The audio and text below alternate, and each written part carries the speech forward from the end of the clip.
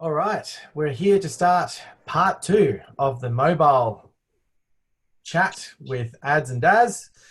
So we talked about where the mobile was, how it got to be there, the differences between mobile and Connect. In this part two, we're actually going to be chatting about the new features, what's coming, where it's headed, should you change over, and are there any differences between the Android and iPhone versions of the mobile app, and which is actually a better one to go with. So I'll hand it over to you, Adz. Thanks. What are you most excited about what's coming up in the future releases of mobile? Oh, well, look, it's an easy question to say, what am I not excited about? No, there's heaps of cool stuff coming up. What I've just full disclaimer, because I got thrown under the bus in the last episode by saying, what are your favorite new features? I thought I'd actually do a bit of research this time by actually getting up in front of me what's actually in the roadmap. So for those of you that don't actually know, there is actually a roadmap on the help guide as well that you can jump onto and have a bit of a poke around and see what's coming up. What's my favorite feature coming up? My gosh. Well, I don't know, man. Like there's some really good stuff coming. I mean, I'm really looking forward to security groups, to be honest with you, once that actually drops. Being able to say who can do what within the application. It's not going to be just a carbon copy of Connect's turn on or off the pages. From what I understand, different people will allow to do different things inside the app. So you may say the senior consult or the senior techs can raise POs, but the juniors can't. That's going to be really cool. I've also had a lot of customers really not appreciate having timestamps on their photos and date stamps and geolocations and everything else. And one customer, it was almost a deal breaker because when they submit the photos to their customers, they had to be geo stamped and everything else. So I'm really looking forward to that. What on earth does EXIF actually stand for, Darren? Do you know? I'm going to throw you under the bus now. What does EXIF data stand for? You can make it up. Information fields. What is it? Extra information fields. Is that it? I don't really know. I just made it up, but it's not. I was thinking it was going to be some fancy. It sounds good. But just for anyone else who doesn't know, it's the information about the photo, which includes the zoom, the f factor for those photographers out there. Is that the aperture? The aperture, yep. The lens size, the date, the time, GPS, and any other information that's generally recorded about the photo can be tagged in as well. Cool. I'm looking forward to transferring assets. That's going to be good, especially if we need to archive assets, being able to do stuff like that. That's going to be very cool.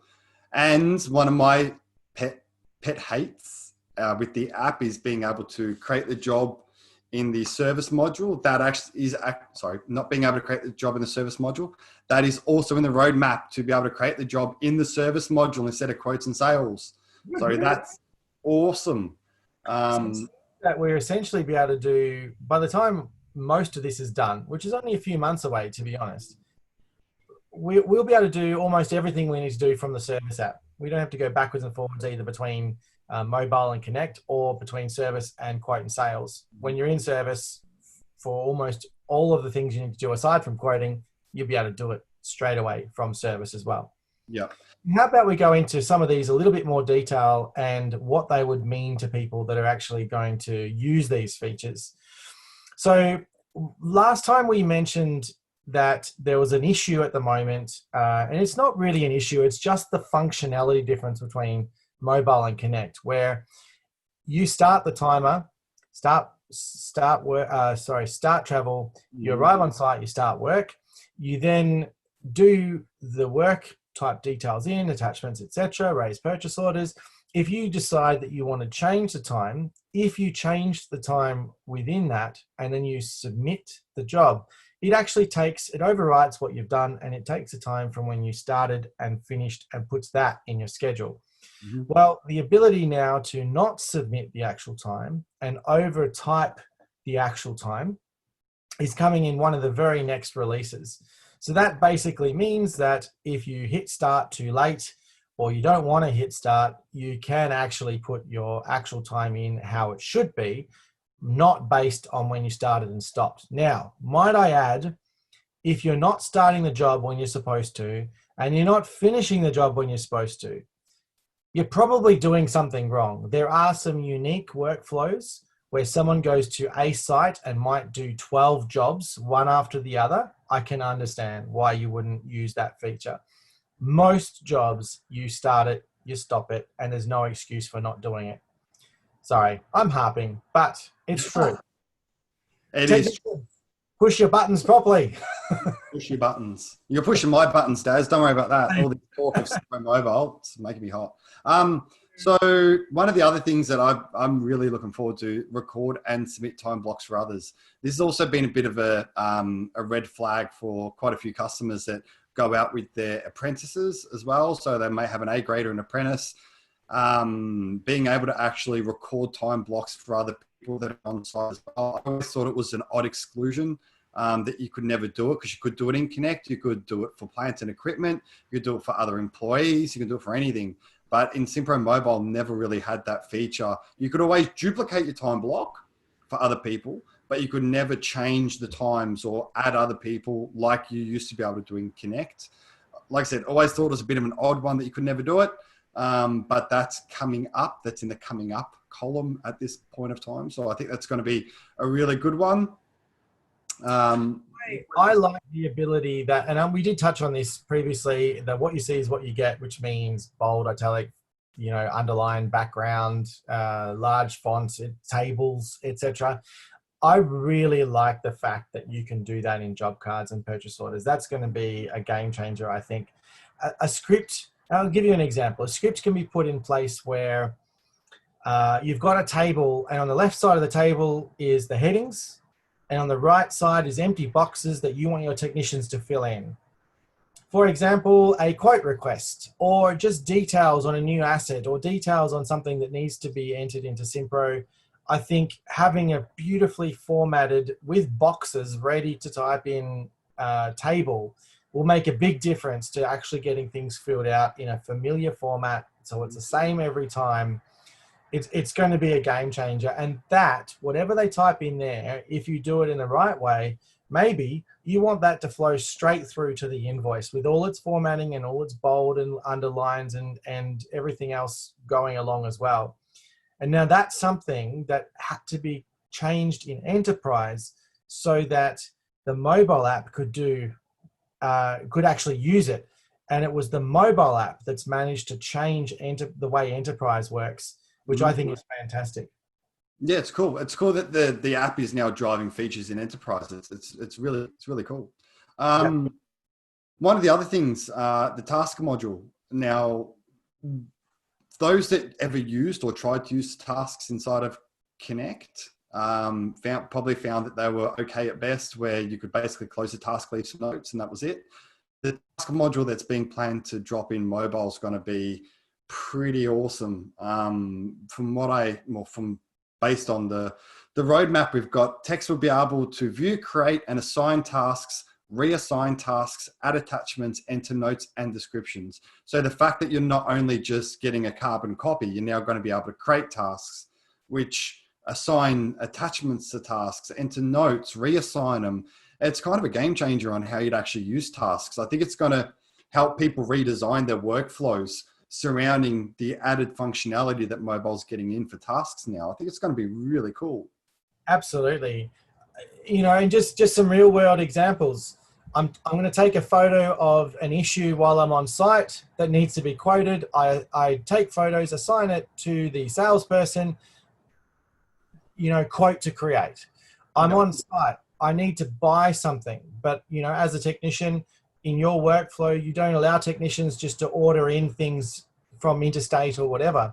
They take a photo of the part number or the part itself and assign that to the parts procurement or purchasing officer to raise a purchase order for that particular job. It's going to revolutionize how we send things backwards and forwards within simPRO. No more emails or SMSs. You'll be able to assign a task to somebody which is linked to the job straight up. It's going to be amazing. Yeah, I'm looking forward to that one. I think it'll be fun to play with. I think if nothing else, it's going to be really cool to try and figure out new and creative ways to work it into people's workflows. It's going to be pretty nifty. Absolutely. And just a few quick things on what's coming next. So what I've said so far, the ability to submit the actual time block rather than the start and stop times, the what you see is what you get on job cards. There's two more things that are coming in the next release. Now, one of those is the catalog search filters, which is allowing you to do barcoding of catalog items. So every time you're searching now for a catalog item or a stock item, you'll be able to click on the barcode icon, which will allow you to bring up the camera and actually scan in a barcode of the catalog item that you're looking for. Also with that, there'll be various filters like filter by favorite items, filter by particular supplier, and filter by group or subgroup as well. It's actually going to make finding things, and I believe, I don't know if it's put in yet, but it's coming either in this release or the one a little bit later, is you'll actually be able to filter on common items, which means not favorites, but items that you've used or ordered before, which is another good one. It's not quite favorites, it's the next level down where you want to look at everything you've ever ordered and filter out all the stuff that's in the catalog just because it was imported. You can't even do that in enterprise. You can't even do that in enterprise. The best that you've got in enterprise is looking at the amount in stock. If it's green, you've ordered it before. If it's red, you've never have. So it's even getting features that enterprise doesn't have, which is pretty cool. And for someone on site where you want them to be as efficient as they possibly can, every second counts. That's going to be really cool. Mm-hmm. Totes. Anything else that you wanted to talk about in the coming up things, or you reckon we've kind of covered off all the stuff that really gets your blood pumping? We've covered off lots, and there's so many more. I might just quickly touch on a few extras if I can. The fact that we'll be able to raise or stock POs, of course, that's coming. We all know that's coming because that's in Connect already. But the fact that we'll be able to email a purchase order from the app. What you can't see here, which maybe this is a little sneak peek. You got a little exclusive for us, Daz. I do actually, because it's not mentioned there, as far as I know, is that you will actually be able to raise purchase orders for multiple jobs from the app. So I look at the beginning of the day, instead of having to raise 5 separate purchase orders for 5 jobs, what I can do is raise a purchase order to a particular supplier, select items which go to one job, select different items which go to another job, select different items that go to another job.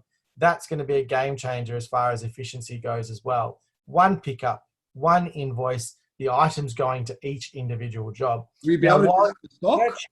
Will you be able to do it for stock that you know of? Like if you could raise one purchase order and stock. Some go for stock and some go for job? Absolutely. Yeah, that'd be good. Between those. And on top of that, when you are searching for the job, you'll be able to search for jobs scheduled today. So you can just search for the 5 jobs. You're not looking through every job in the system like you might in enterprise. You're looking through the 5 jobs that you've got, or the 10 jobs you've got today, or the 3 jobs. So it'll be very simple for you to make sure you've got the right job at the right site for the right customer that you're booking these materials to. I really like that feature, and that's a bit of a sneak peek that I don't think is actually on this roadmap. Emailing the purchase order, you know, I did say that, but the implication is quite quick. You can create it, you can email it, so that when you arrive, it's ready for you to pick up. Efficiency, efficiency, efficiency. Because most of the time it's an A grader with an apprentice anyway. So you probably just chuck your phone to the apprentice, get them to raise a purchase order and send it to the wholesaler, then get them to jump out the car, grab it, jump back in and head off to the next job. And what better experience for them to be able to learn the different product codes and the products by finding them in the catalog, adding them to the order, and then, you know, get them to jump in the car and actually pick up the parts. It's like click and collect basically for simPRO Mobile. Now, form builder support. This is related to the sales app, where right now you're not able to send form builder or customized forms from invoices in service or quotes in sales and quotes module. That's coming up. I know it's overdue, and I know most people would say it should have been here from the beginning. It's coming. It's not that long away, and it'll be, you know, a well-used feature, that's for sure. And probably the last one that I'm going to talk about is the attachments upgrade. because I think this is a massive one where you'll have support for all files. So customers that have always said, it does my head in that I can't upload videos. I wish I could upload Word documents or PDFs or anything. You'll be able to do that too. And that's going to be a massive win for everyone in the field. It's going to really bring simPRO Mobile really to the next level, that one. And there's two more that I want to add in very quickly. One of them, travel back. It's one of the top feature requests in the submit an idea area. You start travel, you arrive on site, you start work, you complete work, and now I've got to travel back from wherever I am and I want to build that to the job. You're going to have travel back buttons. That's going to be fantastic. Now, a sneak preview of what's actually coming. Where was I headed with that? So where... You want me to pad? So we know we've got transfer assets, etc., etc. Oh, I had a really good one that I knew that was coming and it's just evaded me. What I'll do is I'll think of what that is and I'll push over to you to start the roundup of the next part of our chat. Sure. So should I change over? Should you switch? I think we've kind of answered that in a variety of different ways, for a variety of different reasons. It's becoming a more defined yes or no. It's not really, the gray is really starting to come out of it now. Before it was quite gray, like, yeah, maybe, but if you got this, then maybe don't. But I think really the only reasons why you shouldn't switch is if any of the things that aren't in simPRO Mobile just yet are showstoppers. If you absolutely must have tasks, if you absolutely must have stock purchase orders, if you absolutely must have push notification, any of those, or security groups, being able to turn things on and off, if they are absolute showstoppers, then no, you probably shouldn't switch. You should probably stay on Connect just for now. But I think if you are going to switch or you want to trial it and actually have a bit of a crack at it, I think it's probably not a bad idea. Just trial it with a couple of guys, like get a couple of guys on mobile, have a play with it, get them to experience it, give some feedback. You know, if they love it and everything's working hunky-dory, then why not get everyone on it? There's no reason why you need to just go, everyone is now on mobile and that's it. You can switch gradually. But look, I think that the reasons why you shouldn't switch are getting less and less now. Absolutely. And the good news is I remembered two of the things that I thought of. Nice. One of them is in the pre or post work audits, there will actually be a button where you can click to open the relevant e-form and have that e-form filled out and will not continue the audit until you've filled out that e-form. So previously, you might reference and say, you need to fill out SWIMS or you need to fill out the JSA or whatever it is, but there was nothing saying whether they filled it out or not. And there was nothing taking them to that area. You have to make sure that you tell them which one to click on. They open a different app. They click on the right one, hopefully. And then when they submit it, there's nothing proving that they did it. Now there's going to be a link. Click the button. It opens the right e-form. They fill it out. And when they submit it, it goes right back to the JSA or the audit that they were completing at the time. That is going to be really cool between the two. I think it's gonna make a huge difference right there. Totally. Yeah, that'll be good. That'll be good. All right, that's probably all we need from what's upcoming. There are obviously more ideas that are flowing in and more things that are going to be done, even more than what's in the roadmap. We're so excited about what's coming. So now, which platform should I buy? And there's four really. There is, of course, Android and Apple, and there's also phone and tablet. So should I buy an iPhone, or should I buy a iPad, or should I buy a Android phone, maybe a Samsung, Galaxy or something, or Samsung, Galaxy phone? I don't even know. Yeah, let's go with that. Let's go with the Galaxy. Yeah. Yep. And a Galaxy Tab, and I'll start this by saying whatever you buy, the more popular and the more well-known it is, the more likely it is to work beautifully with simPRO. If you buy some obscure, weird brand that's Android that no one's ever seen or heard of before, there's a very good chance that simPRO hasn't had one to test whether or not everything's working perfectly.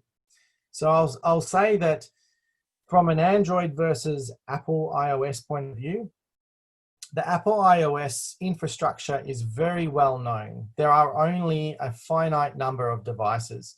With Android, there are hundreds, if not thousands, of individual devices. An Android operating system allows each individual vendor or service provider like Telstra, Optus, Vodafone, etc., actually amend the operating system that is received when you get the phone. So even if you test the same version, there are 10 different versions of the same operating system, depending on what phone you get from which particular provider, which unfortunately makes a little bit of instability sometimes with some of the phones and some of the combinations of phone or tablet and Android. iPhone, I like iPhones. I think they're great. I think they're somewhat bulletproof. It's my choice. It's what I would recommend to most people. But one of the key reasons is not necessarily because they're better, although they are. It's because there are only a finite number, and the updates done to the iOS is known a lot further ahead than what they are in the Android sort of world. So you can get very far behind in Android operating systems, and there are so many different versions of it that sometimes some features in simPRO are a little bit unpredictable. So after my side of the story, let's hand over to Adz.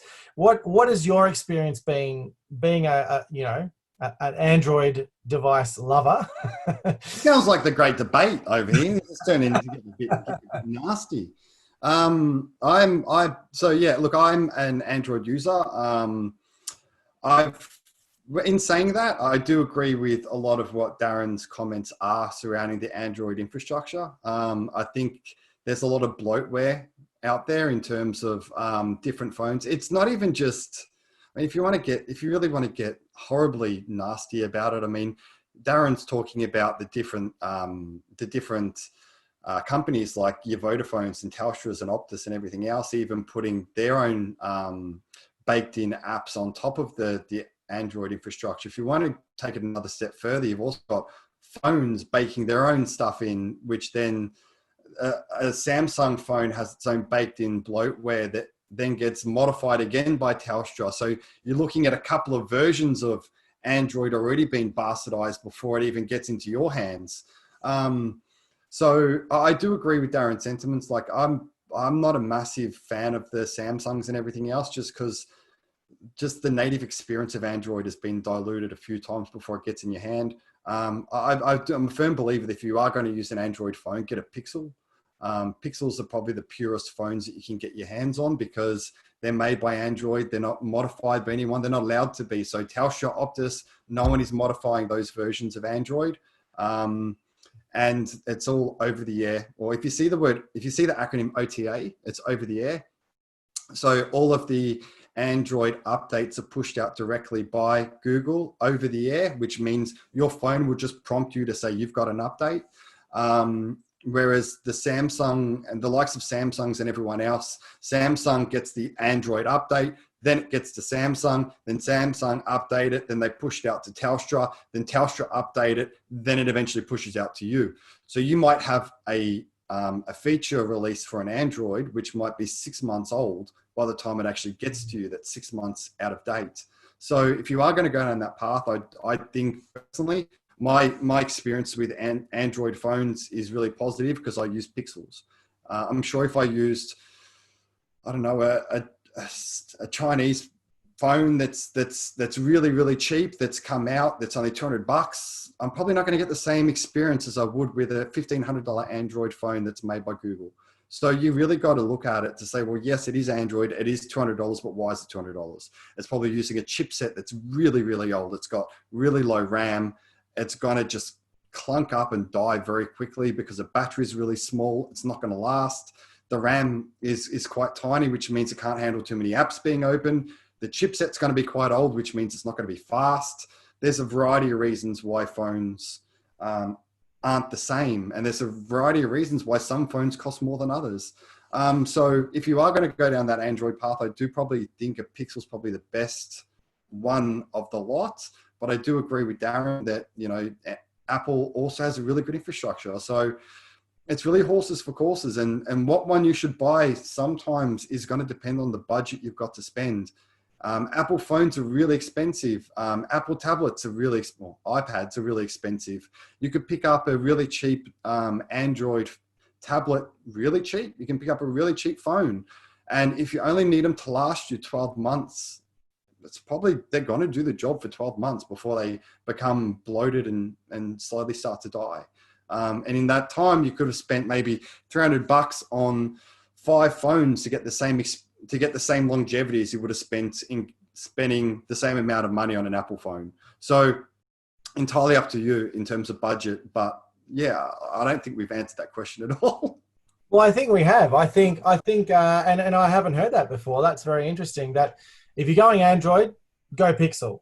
You heard it from AMAC. And if you've got the money, realistically, aside from Pixel, go Apple, because Apple infrastructure, and a few statistics for you, 93% of Apple devices are on the latest operating system within 3 months. 16% of Android devices are on the latest operating system within 3 months. And they're the reasons why, because it's got to go through the manufacturer's bloatware, then the provider's bloatware before it eventually gets to you. So it's got to be bastardized a couple of times before it gets in your hand. So that's why every time you log in, it bugs you to update. It wants you to update. And there's good reason for that. The newest ones have security, all the security patches put in. They have all the bugs fixed, and all the latest applications that you're installing, like simPRO Mobile, is based on the newest version, not the older versions. So you should update if there's an update always. Yeah. Pixel, Apple, of course, Apple's better. But if you don't like Apple, you can go Pixel, and you'll get a consistent experience. I think the next best, from what I've heard, is probably Samsung. Yeah. Their popular mobile phones and tablets is probably the next best, and then everything else other than that is probably okay, but it's less predictable, is probably what I would say. And if you are running a phone that's 5, 6, 7 years old, you're probably not going to experience the best version of any app. So forget just simPRO Mobile. Like any app is probably going to really start to struggle in a phone that's really that old. So it would be really no reason why mobile probably wouldn't struggle in a phone that's that old as well. So you've got to temper your expectations as well with the sort of hardware that you're using. If your phone struggles, if your phone takes 10 minutes to boot up, there's probably a reason for that. It might be just full of, especially if it's an app, especially if it's an Android, it might be running an Android system that's 2 versions old because it's not compatible to run with the latest version of Android. So yeah, look, the next question that leads into that is whether you should use a phone or a tablet. And I've had a lot of varying conversations with customers. Some of my customers say to me, I don't want my guys using using their phone because I don't want them to give the impression that they're on their phone while they're working. And some people prefer to use tablets because it comes across as a bit more professional than it would be that if they were walking around on their phone like this the whole time. So really it is up to you in terms of the look that you want to provide. But the flip side to that is that there's just something else they've got to carry. There's a chance they're going to leave it on the car or drop it off a roof, or they can't carry it up a ladder.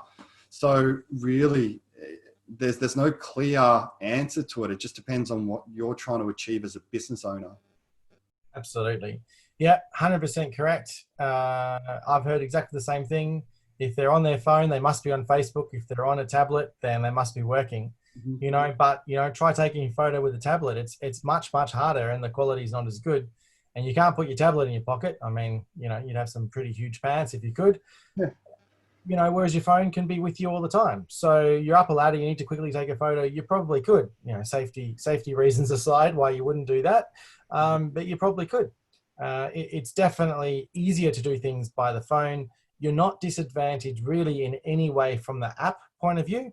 Probably another key thing to think of is if you're attaching plans to the job and you want people to look at the plans and zoom in, obviously a tablet gives you more real estate to see more of the plan at once. So you don't have to zoom and scroll and zoom and scroll. There's another thing to think of. What are they going to be looking at or using while they're on the tablet? Are they looking at a huge plan that should normally be A2 size or A3 size, and you're getting them to look at it on this little tiny phone screen? So something else to think about. Yeah. All right. I think we've done a really good job of covering everything that we can possibly cover in mobile. We reserve the right to add more to this as these new features come through and actually released into the wild. Definitely. Well, thanks again for the chat, Daz. It's always enlightening chatting to you. So you can find me at amac.consulting, or you can send me an email through to info@amac.consulting. Where can all of our lovely viewers find you, Daz? So my website, platinumconsultants.com.au, or send me an email directly, darren@platinumconsultants.com.au. And as always, please like, subscribe, comment. And if you would like to send us directly a message regarding features you'd like to cover, or feedback on how we should be doing this, if you've got any improvements for us, which I'm sure there are many, please send us an email to simPRO chats @gmail.com. It's not as easy as it looks, is it, Daz? Yeah. It's not. But we got there. Yeah, we got there in the end. Well done. It's been a long chat. In the next episode. Thanks, you. See everyone. Bye. Bye.